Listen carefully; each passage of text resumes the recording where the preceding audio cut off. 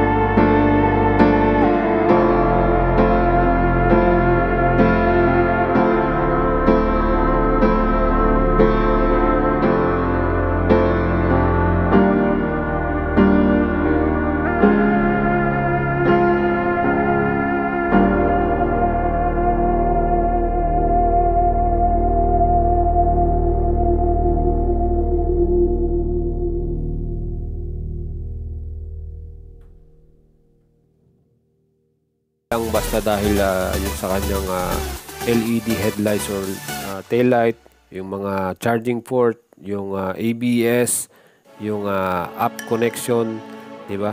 So napakadami niyang features na talagang punong-puno. So sulit na sulit pag bumili ka ng Aerox. Gwapong-gwapo ka na pag naka-ride ka. Pangalawa, punong-puno pa ng mga kailangan mo talaga habang nag-ride ka. So safe ka na rin dahil siyempre ABS na siya. Yung kanyang compartment, grabe ang laki. So pwede mong mailagay yung mga gamit mo, hindi lang yung helmet. Then yung colored variant niya, yung selection ng color, grabe, marami ka mapagpipilian kung ano yung talagang tipo mong kulay. Yan, makukuha mo na dahil mas maraming selection. Again guys, sa Yamaha talagang dalawa sa pinakasikat niyang model, itong NMAX at Aerox. Yan po talaga yung inaabangan nating mga Pilipino at mga kababayan natin. Ngayon, merong bagong labas na NMAX 125 sa Europe. So, hopefully, we're expecting this 2021 NMAX 125 dito rin sa Pilipinas. Bakit kanyo? Kasi ngayon, merong maraming naglalabas na scooter ng 125 segment na scooter. So, again, kilala naman natin ng Yamaha, hindi nagpapahuli yan. Talagang naipagsabayan yan. So, kung maipagsabayan sila at lalabas nila itong NMAX 125, talagang mangunguna na naman sila. Sila na naman number 1 scooter sa 125 segment. Again, sa 150, sila ngayon ang number 1 sa lahat ng mga dealership dito sa Pilipinas. Talagang bibihira pa rin na makita ka ng NMAX 150 na version 2. Kasi talagang sold out lahat.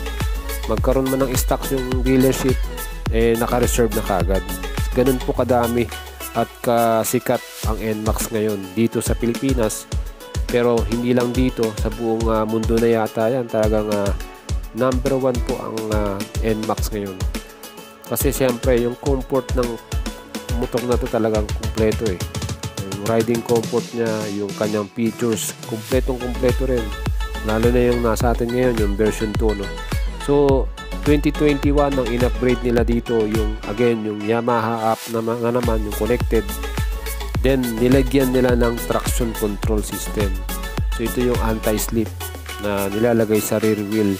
So, pag nag-spin yung motor mo, magta-track kagad niya yan at talagang mas safe ka ngayon. Lalo na sa mga kagaya natin, sa kalye natin sa Pilipinas, yung laging basa yung mga kalye, diba? So, yan, malaking bagay yan para sa atin. Added safety features yan ng Yamaha NMAX 2021 model na ating aasahan coming next year sa 2021, no? So,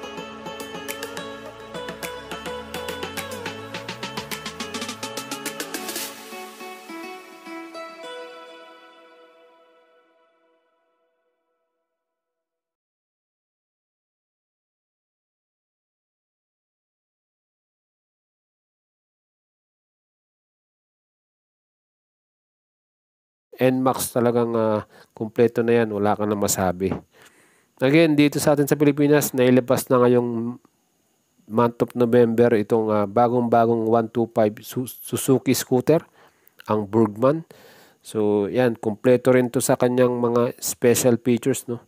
LED headlight and tail light.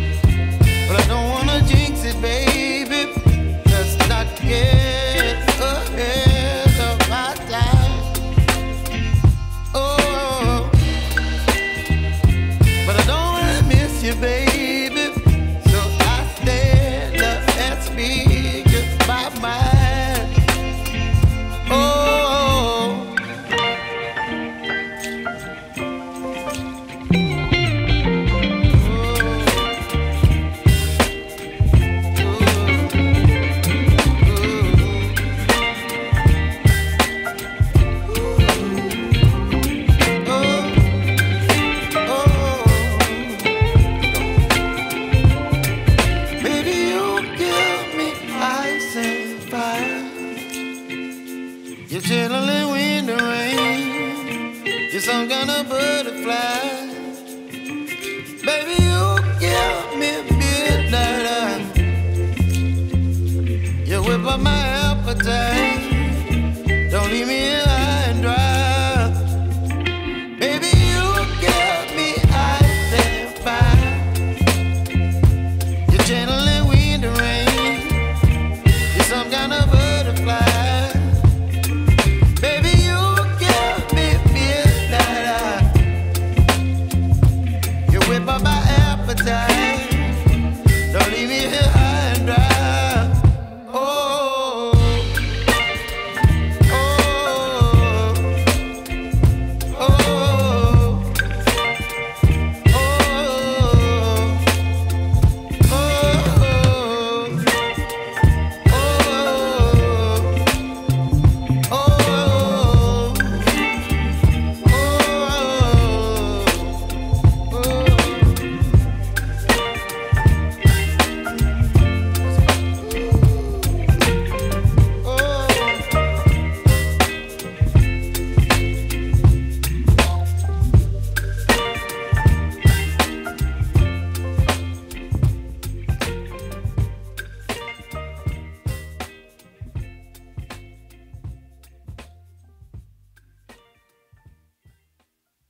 Phone sa inyong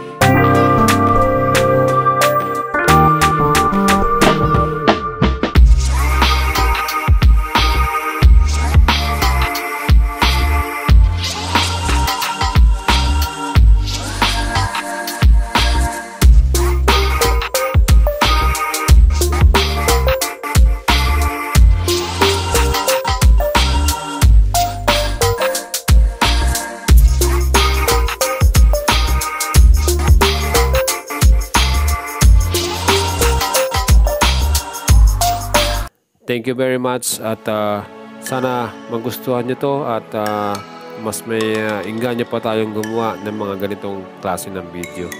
Thank you very much guys and ciao!